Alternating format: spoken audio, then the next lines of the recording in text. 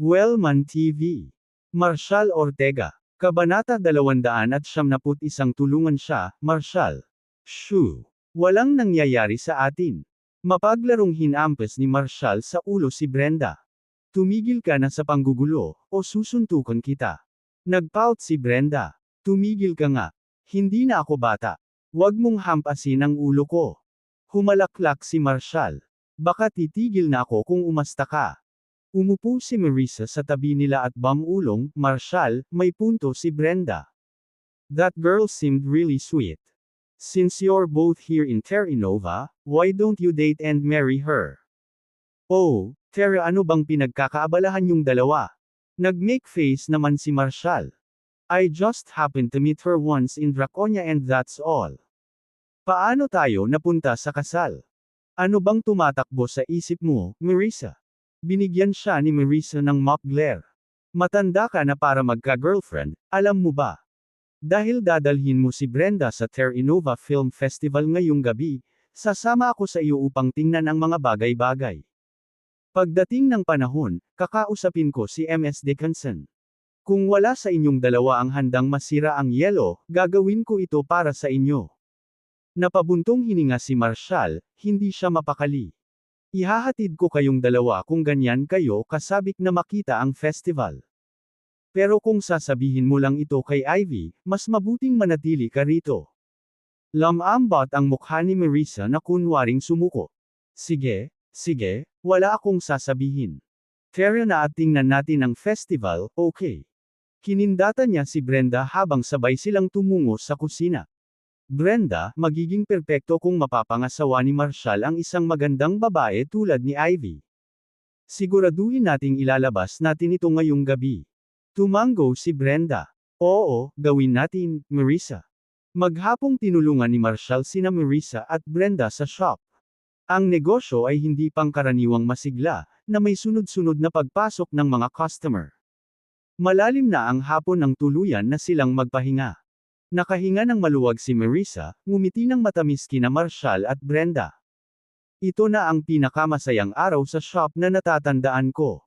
Marshall, sasama ako sayo sa Terra Nova Film Festival. I want a night of 2+, I'll take the chance to talk with Ivy. Umiling si Marshall. Heto na naman. Gawin mo ang gusto mo. Basta't masaya ka, pero walang magbabago. Sige na magbihis ka na. Malapit na tayong lumabas. Nawala siya sa itaas at bumalik na may dalang damit mula 10 taon na ang nakakaraan. Marshall, pwede ko bang isuot ito sa festival? Ngumisi si Marshall. Siyempre mukhang maganda sa iyo.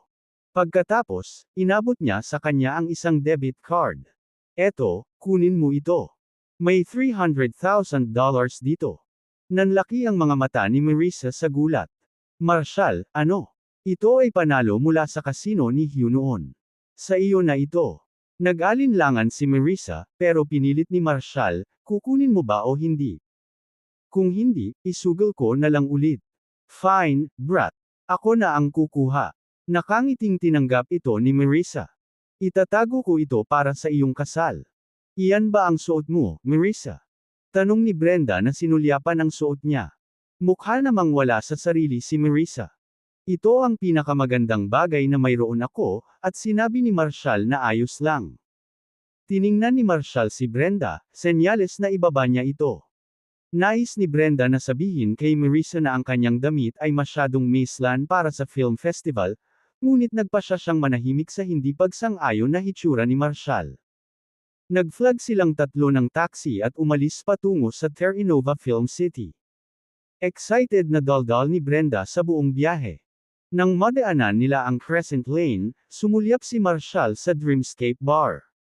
Ang pamilyar na silhouette nito ay kumikinang ng mainit sa paglubog ng araw.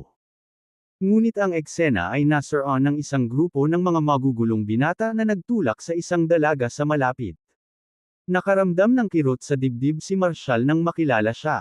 Ana. Dahil ang Harlows ay nagkaroon ng kanilang pagbagsak, Ana ay nawala ang lahat. Ang eksenang ito ay parang isang bagay mula sa 7 taon na ang nakakaraan. Gustong hindi siya pansinin ni Marshall, ngunit habang papalapit ang kanilang taxi, nagtama ang mga mata ni Ana, at nagliwanag sila ng may kislap na pag-asa. Hindi niya tinawag ang pangalan nito, at nanatiling nakababa ang tingin ni Marshall. Bakas ang lungkot sa kanyang mga mata. Napansin ni Brenda ang lahat at sinabi niya, Marshall, tulungan mo siya. Bumantong hininga si Marshall at sa wakas ay kinuha ang kanyang telepono. Conrad, may gang ng mga thug sa labas ng Dreamscape Bar. Pumunta ka doon at bigyan mo sila ng tamang pambubugbog. At sabihin kay Darren kung kailangan ng Dreamscape ng server, bigyan mo ng pwesto si Anna. Pero huwag mong ipaalam sa kanya na may kinalaman ako dito. Pagkababa niya, sumandal siya sa upuan niya at pumikit. Sumagi sa kanyang isipan ang paglubog ng araw 7 taon na ang nakalilipas. Ang gintong langit. Ang babaeng nawawala at walang magawa. Ang floral na damit at ang kanyang bob. Ang mga imahe ay naging mas malabo habang lumilipas ang panahon. Kabanata 272 Kaya mo bang bilhin ang damit na iyan? Makalipas ang 10 minuto, dumating sina Marshall, Marissa, at Brenda sa Terranova Film City, ang pinakamalaking cinema complex sa Southeast Orientia. Ito rin ang venue para sa Terranova Film Festival, ang pinakaprestihiyosong film festival sa Orientia. Idinaraos tuwing 3 taon, 10 beses na idinaos ang Orientia Film Festival mula nang itayo ang Terranova Film City. Sa paglipas ng mga dekada, isang mataong komersyal na distrito ang umusbong sa paligid ng Terranova Film City, na nakasentro sa eksibisyon ng pelikula.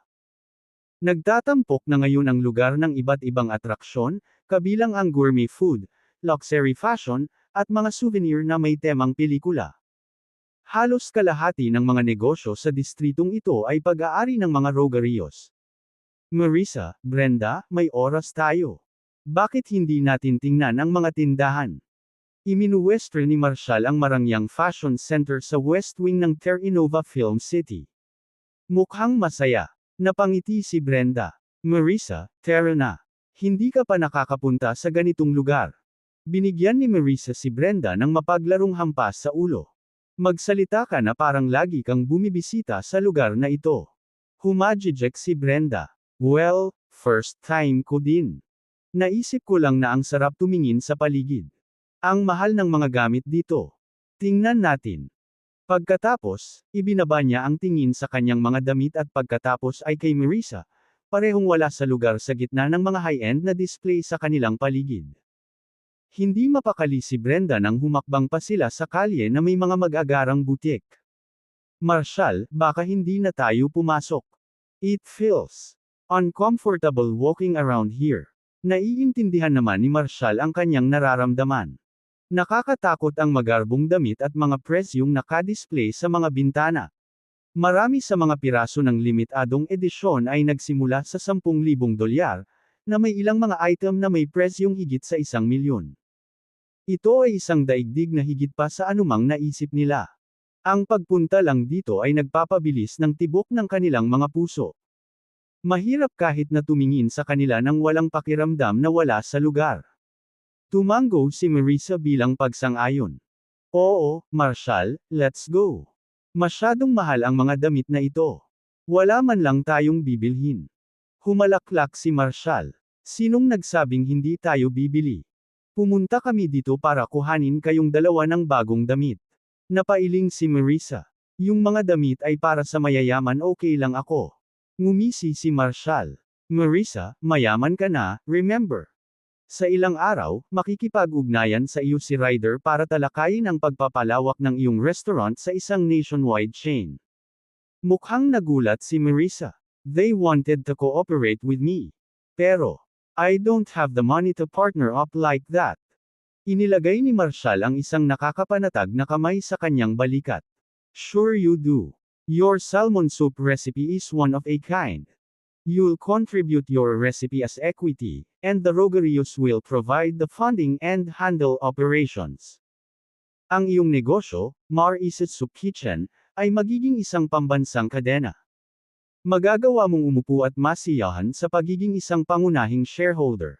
Sabihin mo sa akin, kaya mo na bang bilhin ang mga damit na ito? Naningkit ang mga mata ni Brenda. Marissa, salamat lahat kay Marshall. Alam kong tinulungan lang ako ni Madam Stephanie na makapasok sa unibersidad dahil sa kanya. Tutulungan kitang i-manage ang negosyo kapag nakagraduate na ako. Naiyak si Marissa. Marshall, ang dami mong naibigay sa amin ni Brenda. Naglabas si Marshall ng tissue para panasan ang kanyang mga mata. Bakit ka umiiyak? Kung hindi dahil sa pagsama mo sa akin 7 taon na ang nakalipas, baka wala na akong buhay ngayon. Enough with the sentiment, Marissa. You're about to become a major business owner. Let's see some confidence. Halika, isama kita para sa isang style session, bumili ng ilang mga outfits, at hayaan ang ating sarili na magmayabang ng kaunti. Sa pamamagitan nito, pinangunahan ni Marshall sina Brenda at Marissa sa isang high-end na Chanel boutique. Ang luxury store na ito ay hindi lamang nagbebenta ng damit. Nag-aalok din ito ng personal na estilo, custom na disenyo, at iba pang eksklusibong serbisyo. Pumili muna kami ng ilang ready-to-wear na piraso, sabi ni Marshall, pagkatapos ay magdagdag ng ilang custom na disenyo. Pagkatapos, ipapaistilo namin ang iyong buhok at i-update ang iyong hitsura. Mukhang kinakabahan si Brenda. Marshall, hindi ba medyo marami ito? Tonight, we're going to the film festival. Let's enjoy it. Don't worry about it, nakangiting sabi ni Marshall, ginulo ang buhok. Malugod silang tinanggap ng sales associate, na hindi nagpakita ng mga palatandaan ng kawalang interes sa kabila ng mas simpleng kasuotan ni Brenda at Marissa. Matapos ibahagi ni Marshall ang kanilang mga pangangailangan sa pag-istilo, ginabayan ng kasama sina Brenda at Marissa na pumili ng tig-2 damit at dinala sila sa mga dressing room. Pumili si Brenda ng mahaba at eleganteng puting damit. Matapos magayos ng ilang sandali, lumabas siya, namumula habang nakatingin kay Marshall. Marshall, ano sa tingin mo? Sandaling natigilan si Marshall. Kabanata 273. Hindi mo kakayanin iyan. Amanda. Tumangala si Brenda, baka sa kanyang mga mata ang pagkairita. Ang hindi magiliw na babae sa marangyang damit ay isang matandang kapitbahay Amanda Doyle. Kasama ni Amanda ang isang lalaking katamtaman ng pangangatawan at tandang kutis. This is my boyfriend, Max, pagmamalaki ni Amanda. Ang ama ni Max ay isang kilalang direktor ng Luminous Studios sa sangay ng Terranova. Ito ay pag-aari ng mga Dicker, isang piling pamilya mula sa Kurg. Bahagya siyang napabuntong hininga, sabik na ipitin ang bawat detalye ng kahalagahan ni Max Carney. Bahagyang napangiti si Marshall. Paft, naisip ko baka isa siya sa mga Dicker. Ano ang dapat ipagmalaki sa isang direktor? Lumiwanag ang mukha ni Amanda, ninanamnam ang kanyang sandali. Tila determinado siyang ipagmalaki ang bawat kalamangan na kaya niya. Inimbitahan kami ni Brenda, Max, na dumalo sa Terranova Film Festival. Lumipat ang tingin ni Max kay Brenda, nanlilisik ang mga mata nito sa pagkislap ng pagnanasa. Naputol ang pagmamayabang ni Amanda, ngumiti siya ng parang maginoo. Hello, Ms. Brenda. Ako si Max. Isang magalang na tango si Brenda at likas na tinakpan ang kanyang dibdib. Ms. Brenda, tuloy-tuloy ni Max, I work in the film industry. Your looks and charm could easily make you an actress. Nakakahiya naman na wala ka sa industriya. Maaari kong tuparin ang iyong pangarap kung interesado ka. Naging pangit ang ekspresyon ni Amanda nang mapansin niyang nasa Brenda ang atensyon ni Max. Naging makamandag ang kanyang tingin. Umiling si Brenda. I'm not interested, thank you. I'm actually about to attend Athena University. Ano? Humagalpak ng tawa si Amanda. Pupunta ka sa Athena University. Bahagya niyang napigilan ang kanyang tuwa. Ang paaralang iyon ay para sa mga piling tao at mayayaman ni Demberoa. How could you afford it? Brenda, 1 taon tayong hindi nagkita, tapos ngayon ka pa nagsisinungaling. Nakakatuwa.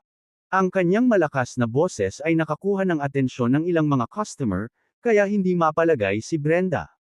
Namula siya at bumulong, Amanda, please keep your voice down. I'm not lying. The sales associate, maintaining her composure, politely interjected, excuse me? Pwede bang hinaan mo ang boses mo para hindi maistorbo ang ibang customer? Tumango si Amanda, nakangiti sa kunwaring paghingi ng tawad. Ay, oo naman. Medyo nagulat. Pagkatapos, itinuro si Brenda, nagpatuloy siya, hayaan mo akong bigyan ka ng ulo. Ang ilang mga tao ay pumupunta sa mga tindahang tulad nito para lang subukan ang mga bagay nang hindi bumibili ng anuman. Ang araw-araw na kita ay halos hindi sapat upang matugunan ang mga pangangailangan. Isipin mo, ilang mangkok ng sopas ang kailangan niyang ibenta para makabili ng damit na ganyan. Ang sinusubok niya ay nasa $50,000. Walang paraan na mabibili niya ito. Tiningnan ng sales associate si Brenda na may hindi komportable na pagsimangot. Sa kanyang karanasan, ang mga customer na pumasok sa mga luxury store ay karaniwang may intensyon na bumili. Diniinan ni Amanda, walang humpay. Brenda, let's be honest. Hindi ka kikita ng 50,000 sa buong buhay mo. Namula ang mukha ni Brenda, sobrang nabigla para tumugon. Ito ay totoo tulad ng isang halaga ay palaging pakiramdam tulad ng isang imposible figure para sa kanyang pamilya. Marshall, bulong ni Brenda, sumulyap sa kanya para sa pagtiyak. Sa wakas ay tila napansin ni Amanda at Max ang matangkad at gwapong lalaki sa tabi niya. Naningkit ang mga mata ni Amanda sa kuryosidad. Brenda, boyfriend mo ba ito? Anong ginagawa niya? Mabilis na paglilinaw ni Brenda, no, Amanda. This is Marshall. Marshall. Tinignan siya ni Amanda. Naalala ko na. Ikaw yung kawawang bata 7 taon na ang nakakaraan, ang walang tirahan. Hindi ka ba tumakbo? Narinig kong umalis ka para magtrabaho sa mga barko o kung anuman. Si Marshall, na ayaw makipag-ugnayan, ay lumipat upang harangan si Amanda sa paningin ni Brenda. Malumanay niyang tinanong ito, Brenda, gusto mo ba ang damit na ito? Nahihiyang tumanggaw siya. Ako, pero, sobrang mahal. Si Amanda, nang mapansin ang pagwawalang bahala ni Marshall, ay ngumisi. Ipinapalagay niya na nahihiya lang siya sa kanyang kakulangan. Kaya, humakbang siya sa harap ni Brenda. Brenda, tingnan mo ang sarili mo. Sa tingin mo babagay ka na magsuot ng ganito. Hindi mo kayang bayaran. Huwag kang magpanggap. Lalo lang kapag hindi ka makakabayad kapag oras na. Alisin mo na lang, at huwag mong sayangin ang oras ng sales associate. Max, she then cooed, rubbing her arm against him, I like this dress too. Si Max, kahit na halatang nag-aatubili, ay nagpapanatili ng isang hangin ng kagandahang loob sa harap ng karamihan. Bibili tayo ng kahit anong gusto mo. Nagniningning ang mga mata ni Amanda nang ibalik niya ang tingin kay Brenda. See, Brenda. You can't afford it. Now, take it off, the dress would suit me much better. She then instructed the sales associate smugly, ipaalas niya ito at balutin para sa akin. Nagbigay ng paumanhin ng ngiti ang kasama. Ikinalulungkot ko, ngunit dahil bahagi kami ng negosyo ng mga rogerios, mayroon kaming mahigpit na mga patakaran. Kapag nag-claim ang isang customer ng isang item, hindi na ito available para sa iba anuman ang presyong inaalok.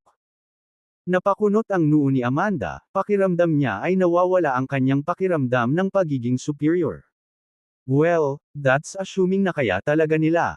Sumulyap ang kasama kina Brenda at Marshall na parang kinukumpirma. Tiningnan siya ni Marshall at sinabing, I wrap up that dress. We're taking it. Balutin ang bawat item na babagay kay Brenda sa tindahang ito at ipadala ito bukas. Humagalpak ng tawa si Amanda. Marshall, 7 taon ka nang wala at mahirap ka pa rin gaya ng dati. How dare you pretend to be some kind of big spender? She turned to the sales associate and said, he's bluffing. Magsasayang ka lang ng oras kung sasama ka sa kilos niya. Kabanata 274 na nakakamangha ang pagiging mayaman. Gustong sampilan ni Brenda si Amanda sa mukha, pero sa huli, nagpigil siya. Amanda, tigilan mo na yang pagsalitaan mo ng ganyan kay Marshall. Siya.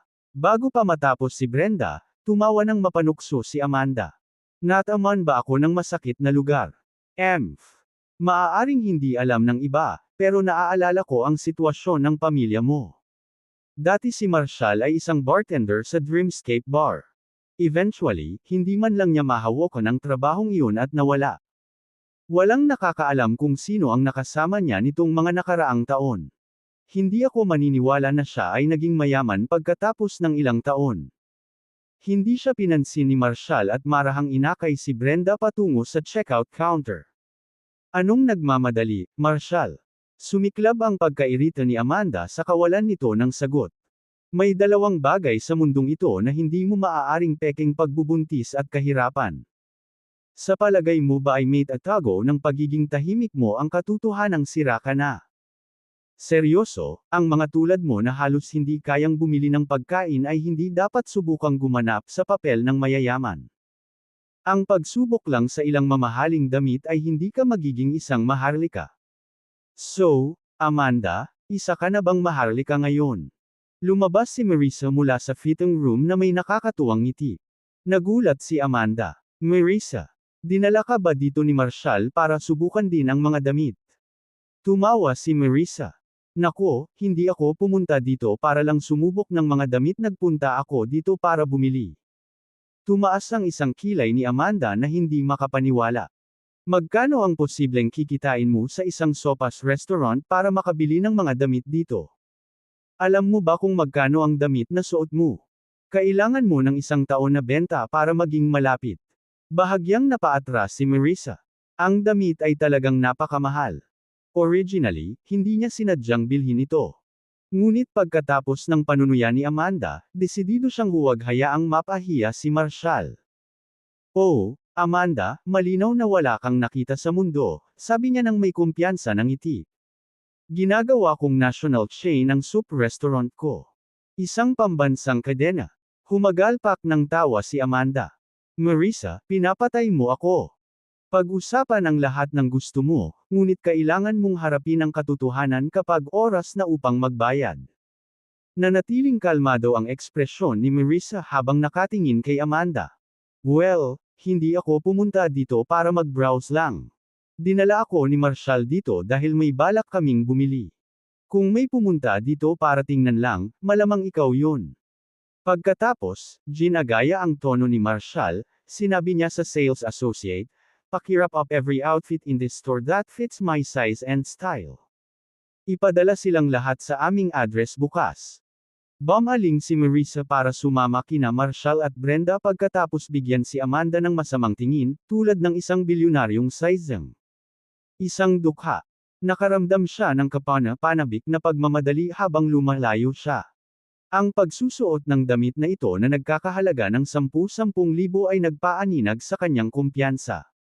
My goodness, nakakamangha ang pagiging mayaman. Kung hindi siya, malamang namamatay siya sa galit sa pakikitungo sa isang taong kasing sama ni Amanda. Sandaling natigilan si Amanda habang pinagmamasdan ang umaatres na figure ni Marissa. Muli niyang tiningnan ang bagong suot ni Marissa, napansin kung gaano ito kasopistikado at karangyan. Talaga bang sinaktan nila ito ng mayaman? Pinanood niya si Marshall, Brenda, at Marissa, na papunta sa checkout kasama ang sales associate. Naningkit ang mga mata ni Amanda habang halos magkalkula. Sa lahat ng hiniling ni na Brenda at Marissa na mabalot, ang kabuuang halaga ay higit sa 10 milyong dolyar. Hindi ito biro. Ang mamahaling tindahan ng Chanel na ito ay bahagi ng negosyo ng pamilya Rogarios, at walang sinuman ang nangahas na magulo sa isang lugar na tulad nito. Si Amanda ay nakatayo doon ng walang pag-iisip hanggang sa isang mapait na ngiti ang kumalat sa kanyang mukha. Nawala sa isip ang pamilyang ito. Ha. Sa tingin ba nila ay kaya nilang bilhin ang isa sa lahat? Max, maghintay tayo dito at panoorin silang itapon kapag hindi sila makabayad, she sneered. Tumango si Max habang nakatitig kay Brenda ang kanyang tingin, na nagpaplano na kung paano niya ito mapapanalo. Nanatili silang nakaugat sa lugar, nanunood ng mabuti sa anumang drama sa counter. Samantala, tumibok ang puso ng sales associate habang inaakay niya sina Marshall, Brenda, at Marissa patungo sa checkout. Sa kanyang mga taon sa tindahang ito, nakakita siya ng maraming mayayamang kliyente na bumili ng ilang mamahaling piraso. Ngunit ito ay hindi narinig para sa isang tao na bumili ng isa sa lahat. Hindi niya napigilan ang sarili, sa wakas ay nagsalita siya. Sir, just so you're aware, The total value of these items exceeds $17 million. Tumango si Marshall. So what? Are you suggesting we're not enough spending? Halos madapa ang kasama sa pagbebenta. Tumingin siya kay Marshall at napagtantong hindi siya nambobola. Napakahirap ko na hindi ko maintindihan ang pag-iisip ng mayayaman. Sir, will you be paying by card or? She asked when they reached the checkout counter. Naglabas si Marshall ng Rogerios Premium Gold Card, isang regalo mula kay Ryder bago siya umalis. Sinabi sa kanya ni Ryder na ang card na ito ay magbibigay sa kanya ng pinakamataas na serbisyo saan man sa Demberoa. Makakatanggap siya ng mga komplementaryong serbisyo gamit ang card na ito kahit sa labas ng mga negosyo ni Rogerios. Ang Rogerios Premium Gold Card. Ang manager ng tindahan, na tahimik na nagkalkula ng bayarin, ay tumangala at halos mapatalon mula sa kanyang upuan nang makita ang card. Sir, ladies, please follow me to the VIP lounge. Ipo-process namin agad lahat. Kabanata 295 Napakatanga. Sandaling natigilan ang sales associate. Hindi niya masyadong maintindihan ang ibig sabihin ng store manager. Inimbitahan ng manager sina Marshall, Brenda, at Marisa sa VIP lounge na may magalang na ngiti. Inihain niya ang bawat isa sa kanila ng isang basong tubig, isang baso ng sariwang gatas, at isang plato ng pinong pastry. Sir, ladies, ipoproseso namin ang lahat para sa inyo sa lalong madaling panahon. Matapos silang pagsilbihan, agad na inutusan ng manager ang bawat empleyado sa tindahan na ihinto ang kanilang kasalukuyang mga gawain at simulan ang pagpili at pagbabalot ng mga damit para kina Brenda at Marisa. Sa hiling ni Marshall, personal pa siyang pumili ng ilang bag, sapatos, at accessories para sa kanila. Ilang sandali pa, halos mawalan ng pag-asa ang manager nang makita ang address na ibinigay ni Marshall. Ang address ay kabilang sa Seabreeze Oasis Estate sa Terra Nova, ang pinakamahal na villa complex sa lugar. Ang lugar na iyon ay walang nakatira sa loob ng maraming taon. Siya pala ang may-ari ng villa na iyon. Nagkaroon ng kahulugan. Siyempre, ang isang taong may premium gold card ng Rogerios ay maninirahan sa gayong marangyang kapaligiran. Walang kamalay-malay na ninakaw ng manager si Marshall ng ilang hinahangaang sulyap. Ang isang gwapo at mayaman na binata na tulad niya ay madaling nakawin ang puso ng sinumang babae.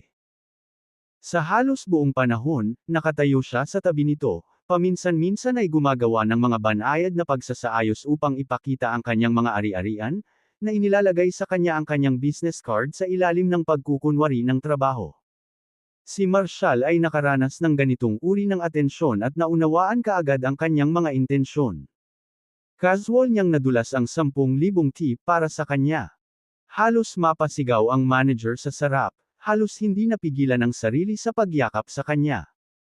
Sa kabila ng tindahan, pinagmamasdan nina Amanda at Max ang buong eksena mula sa seksyon ng pananamit na may kalituhan.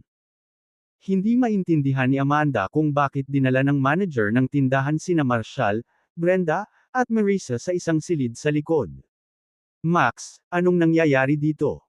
Si Max, na hindi kailanman nakatanggap ng ganoong mataas na uri ng pagtrato sa isang marangyang tindahan, ay parehong nalulugi.